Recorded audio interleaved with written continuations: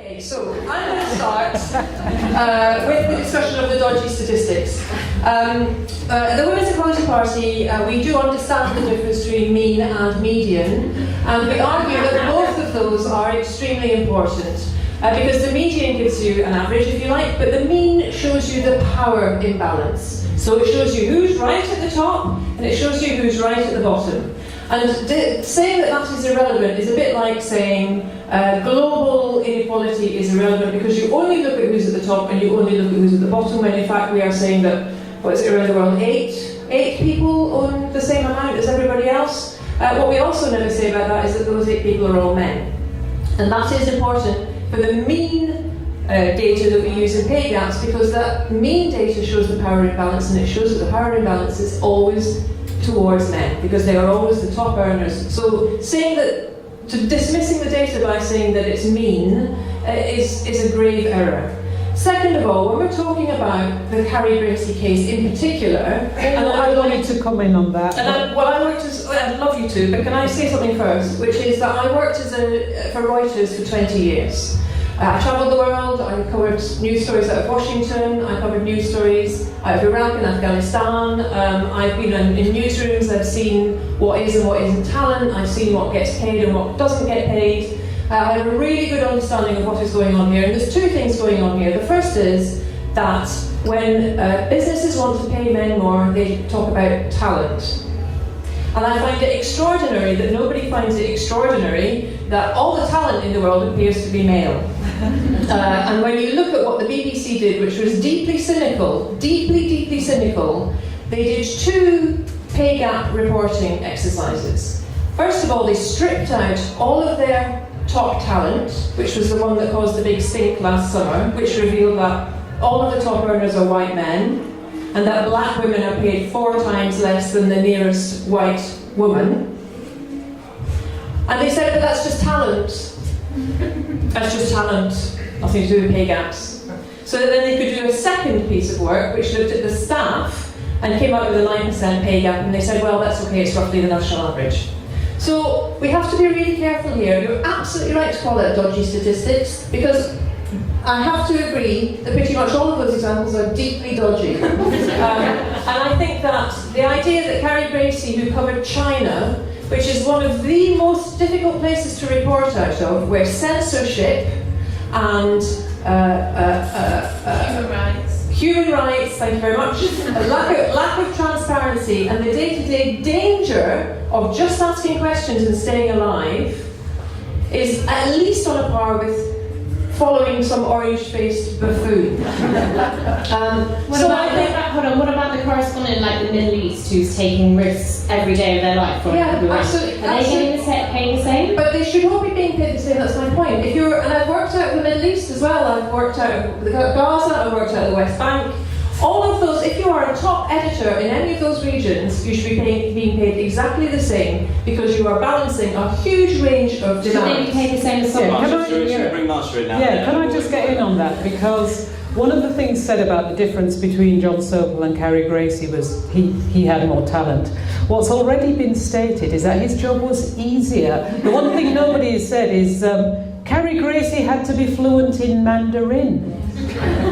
In addition to everything else she did, working in China, working in difficult circumstances, covering a much larger population, her job required her to speak... No, not yet. Her job required her to speak Mandarin. Now, the argument, I am a solicitor, I worked as a lawyer, the argument that, oh, well, if she was being discriminated against on the grounds of gender, why didn't she sue? Because the BBC is very clever at changing job descriptions. Yes. Job description of 1, USA, pay 10 times X. Job description 2, China, pay 5 times X. They're different jobs. Yep. Therefore, she couldn't sue. It's not a question of them doing the same job. Her job was a lot harder, and she was paid half of what her US correspondent was paid. And quite frankly, when you are the correspondent to the USA, you have a much easier job by comparison. Yeah. But surely this, you've both just outlined, you've named various, particularly with this BBC correspondent wherever you are in the world, you've outlined that your circumstances are completely different wherever you are. So therefore, surely you cannot compare and say that the Europe editor should be paid the same as the US editor, who should be paid the same as the Middle East editor, because they have to do a completely different job. No, they really don't. They're gathering news. They're gathering You just said that in China you have to learn Mandarin. You're gathering news in different environments, and different environments. Therefore, there is different requirements for that job. There are different things that you have to do. There are different. My point is that there are so many differentials. But does it not strike you as weird that when there's like a different job title, it's always the men who seem to be in the different job titles that pay better? To not see that peculiarity, that very deliberate and persistent peculiarity, is very weird from somebody who says that you look very closely at data. I'm looking at data, and the data tells me that time and time again, it's the men who are being paid more in the kind of jobs where there's a differential. And I just want to talk about victimhood as well, because the idea that women who speak up about unequal pay, Carrie Gracie, who's gone head to head with all the big names in the BBC, let alone the kind of criticism that has come at her, all those women who stood up for Me Too against sexual harassment and the rest of it, the idea that standing up to your oppressors is an act of victimhood is absolutely extraordinary. I didn't say that that was an act of victimhood. I said that the perpetuation of these dodgy statistics, and I do hold that they are dodgy statistics. Oh, I agree, we should be splitting them further so we can see 24% pay gap of Black African women and the 26% pay gap of Pakistani and Bangladeshi women and the 22% pay gap of disabled women, and how we split retention rates before and after maternity leave so we can see how many women get pushed out. Yeah. I agree. And the thing is, we can have an infinite amount of data because you can break it down in so many different ways. And what I'm saying is the way that it's broken down at the moment and how we are seeing it is not very reflective of what the situation actually is. No, the data is worse than the situation is worse than the data reflects. Carrie Gracie, one of the things you said is, why didn't she do something about it? She spoke to every single... Let me finish.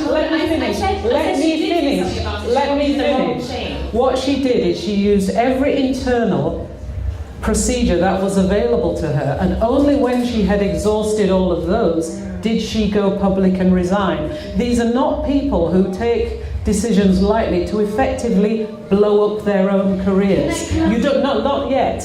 You don't do that. You try as hard as you can to get parity while staying in your job. Because you know that the minute you go public, you become a pariah.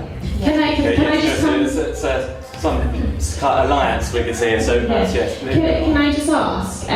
So Carrie Gracie resigned her position as China editor, but she's carried on working for the BBC in another role. Mm-hmm. If I felt that I was being unequally paid by the organisation that I was employed by and I was being discriminated against, I definitely would not take another role with them. I would leave them completely. Well, what a wonderful privilege that is. It's not a privilege. If I was principled about it, I would leave. Well, I've got principles. I've also been a single parent struggling to pay the rent with a disabled child. No matter what my working experience was, I wouldn't be able to say, I'm leaving. She's a talented reporter. She could go to Channel 4. Who knows what her personal circumstances are? The idea that it should be on women to walk away from jobs is absolutely absurd. Can I just talk about something that we haven't really discussed, which is the consequences of requiring companies to publish their pay gaps. This is something that hasn't really ever been touched on, particularly in the media. But while it's great that these pay gaps are, bringing to light, whether you believe that they're dodgy statistics or not, they're bringing to light an issue that will hopefully, I think the idea is hopefully, it will encourage employers to be employing women, more of them, into senior roles. What's the flip side of that? The flip side of that is that if a company wants to get as close to 0% gender pay gap as they possibly can, it means that they will be dissuaded, literally disincentivized, to employ younger women in more junior roles because it will help their statistics. It will make them look better. So what you're actually doing is, while you might be encouraging more women into senior roles and they will go into those places, What about, graduate women, younger women, entry-level people who are trying to get entry-level jobs that are starting from the bottom rung? Employers will not want to employ them because it will affect their statistics. Actually, every employer I've spoken to has said there's a massive pipeline problem and they're desperate to get young women in. They've got good sections of older women that they are nearly board ready, but every single employer I speak to says there's a pipeline problem. We need many, many more young women. So I think actually what I'm hearing is the total opposite of what you've just said. And I think that is really good. But I do think there is one thing we've not talked about here yet, and that is childcare.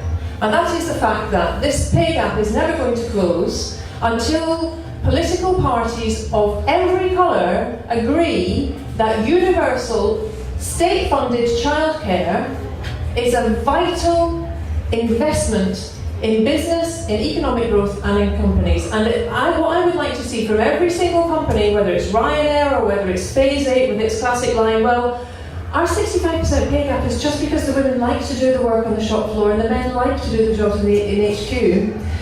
If all of those companies now came together and lobbied the government really hard and said, we're doing our bit, but we can't provide the childcare until you invest in it, then we might actually be getting somewhere to closing the pay gap. I think this is somewhere where we actually agree. I completely agree. We have some. We have some of the highest childcare costs in the OECD. It's just ridiculous. I mean, I think we actually did a report at the IEA which showed that the average family spends a third of their annual income together. So if it's a couple, both their annual incomes put together, a third of it is spent on childcare. That is ridiculous. I mean, I probably wouldn't say that the government should be paying for completely universally free childcare. I actually think that the clue is actually to get government out of childcare, because the regulations on the sector at the moment are completely ridiculous and push the market prices right up. But anyway, we agree on that. Marsha, let's bring you back in there. When my children were young, I had a nursery where you paid 50p a day, 50 pence a day. And then the government brought in various grants to cover childcare, and the nursery thought, oh, well, if you're getting money from the government, we'll just jack the prices up. So I ended up paying, about £15 per child per day. The jump was huge. So it's really important, if the government are going to provide something, that it's not just taken away again at the other end. It's absolutely essential. I agree entirely that we need state-funded childcare. The government will get it back in the tax that the women then go and pay when they can work. It's not just government giving money. It's absolutely essential that that is done. Because unlike the statistics that were given earlier were about effectively pre-childbearing women. As soon as you start having children, nosedive. The number of women I've talked to recently who were effectively sidelined when they had a baby. Yes, it's illegal, but it's done left, right and centre. I mean, it's absolutely astonishing in 2018 that you can be dismissed whilst pregnant. When you come back, you are brought back into a different job. In one case, an office without a desk. Someone else was sat at the desk. It's basically, we're going to make you leave. We're going to do everything we possibly can to make you leave. So the law is there, but even that low bar is not being met by a huge number of employers, and these are large employers. And so women know that if they have children, their career is going to go on the so-called mummy track. That has to stop, and state-funded childcare would do that, and I think we would all be better off if that happened. Can I just say one last thing, which is that I'm really glad to hear such agreement in the room, and I think the way that we actually make this happen is that you vote for the party that will do it. I think the other, but this is really important. It's really important because the reason we exist is to get the other parties to do it first, right? We go out there and we hand deliver all of our manifestos to all of the other parties at election time, and we say, please use these ideas. And we've got a fully costed plan for universal free childcare from 9 months to 5 years for 40 hours a week, 48 weeks a year, which actually yields higher economic growth than the kind of levels of investment that go into construction at the moment. The Women's Budget Group has worked out that if you take 2% of GDP and you invest it in construction, you get 750,000 jobs. If you take 2% of GDP and you invest it into care, you get 1.5 million jobs. You get a vastly increased tax base and lower in-work benefits. We've done the sums that also then allows us to reinvest after 5 years, which would bring nursery school, childcare salaries up to primary school teacher salaries. It is a scheme that pays for itself. And the fact that no other political party is doing this yet is frankly shameful. So use your vote and put pressure on the party, because this is the only way that this is going to happen. We will come back to you there, some of this, but I've just seen that we may have found some room for division on this side of the room. What does the Labour Party think of this? Well, it's not Labour Party policy. I don't know Women's Equality Party policy in detail. I sent you a manifesto. Thank you. I knew you were going to say that. But I would say I am personally on the left of the Labour Party. I'm a member of Momentum. I joined the Labour Party to support Jeremy Corbyn's leadership. And I don't think there's ever been a Labour leader so supportive of women's rights. And if we're being pulled that way because of the Women's Equality Party, great. But I would like to see us head further that way. Sorry, I didn't disagree enough. But yeah, we'll take a short break in a minute, but Nessa, do you want to finish up with any remarks? Well, I'm definitely the villain in the room. I hope you all don't dislike me that much. I just want to say one other thing. That we kind of touched on childcare, but shared parental leave. I definitely do think that there is a societal issue at the moment where women probably do feel that they are the ones to, be the ones to stay at home once they've had children. We do actually have a shared parental leave in this country. In Sweden, shared parental leave, one of the most generous packages in the world actually, was brought in the 1970s. And this is just to go on to a bit about what we can do to help out women when they've had children and get back into work. In Sweden, this shared parental leave package, it was brought in the 70s. In the 90s, they did an assessment of how many people had actually taken it up, men versus women. 6% of men had taken it up. And so they decided that, okay, this is not the kind of statistics that we wanted. We wanted it to be much closer to 50-50. So they brought in what's called dad leave, where essentially if the guys didn't take their time off, the family would lose their subsidies. So it's kind of enforcing people to make choices, and I think we need to really be careful of getting anywhere near that. People are obviously making their own choices. In Sweden, that's a great example of where women mostly are the ones who want to take the time out after work to look after the children.